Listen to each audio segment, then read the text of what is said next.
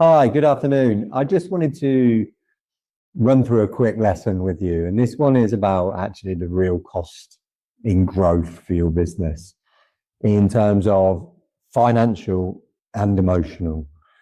So, what is the real cost when it comes to running your business? Now, there are a couple of things that you need to consider, whether you're scaling up and increasing, whether you're a retail business owner, an owner operator, or you're running a management style franchise.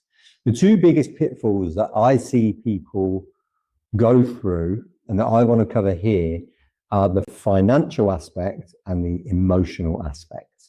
Now, when we're thinking about growth, it's very easy to look at the gurus and consultants out there that say things, look, we will 10x your revenue, we will generate X like this, and all these unrealistic promises. Because it all sounds amazing, but in reality, things are rarely that simple. To give you an example, like the one I've got here, we were approached a good number of years ago now by a company that wanted to run our Google ads, and they were promising to help us scale and generate a number of leads. And I think it was about, 100, 200 leads a week, and guaranteed.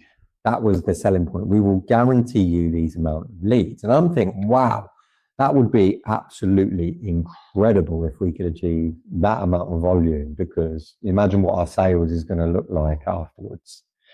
But what actually happened was, instead of 100 leads, we got about a third of the amount, if I can remember, when we were looking at it in our team meeting. And the reason for that, and according to them, was it was our fault. And we're like, no, but you guaranteed you're going to get us this amount of leads. And they said we would have if you'd have had the budget. So we just simply didn't have the cash flow to scale up, because we'd have actually been paying a lot more than we were with the previous iteration of the Google Ads campaign. And that was the key lesson to us. I didn't believe, it was probably actually one of the reasons why I don't believe in many of these gurus that you listen to. But to scale property, you do need working capital behind you. And it's not just actually about the ad revenue or ad spend, or that cost per lead. It's also about the cost of serving that business, that new business, the new customers, the new products. Do you need more salespeople to be able to handle that volume of leads? Do you need more stocks or products to actually facilitate that amount of sales? And actually, can your staff or team members handle that extra workload at that higher level? Because all these factors that you have to consider do come at a financial cost. So it's not just ad spend this, get X. Okay, so what is the cost of sales? So the best way to look at it is look at it where you are now with your real world data. And where are you in terms of revenue? Because your cost of sales and your net profit, etc., you've got data on that. You've been up and running for a while now. So basically, just times that by 2, and then you should see and be able to forecast what you're going to cost. I'll probably do it in sort of a 3-month, 6-month, and a yearly plan. So what's it going to cost you to generate that amount of sales? So if you doubled your revenue, and so you're basically going to double your costs for serving that new customer base. So you can actually use that as a predictor and say, is this realistic? Am I going to be able to stump up that amount of cash, or do I have to sort of scale down and think, actually, shall I just try and increase my business by 20% at a time? 30%, 40%, 50%. Because actually doubling, is unrealistic for a lot of people.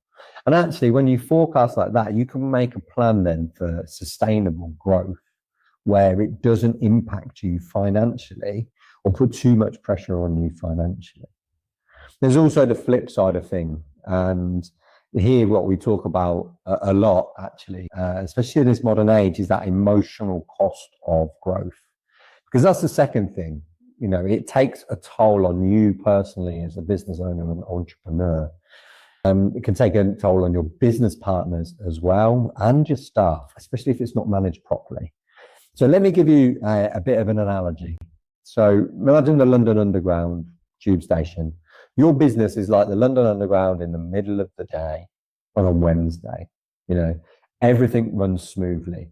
Customers can get in, board the tube, get to their destination, absolutely fine. There's plenty of space and the service is there and it runs as it should.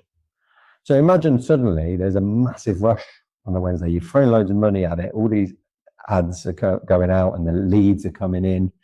Suddenly you've got a busy rush hour morning in the middle of the afternoon, and there's more passengers than the train can actually handle or take on.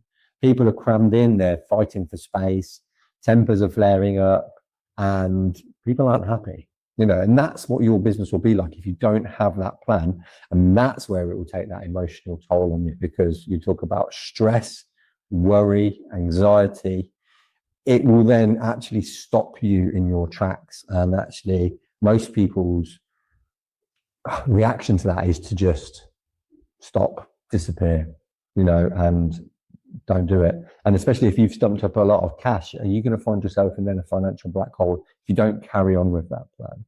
Now, I've been through this myself, the emotional burnout, the working too much, and I've seen franchisees go through it. We've had incredible growth spurts, and all of a sudden, they're under incredible pressure to deliver, and they crumble because it's not been planned through and thought through properly.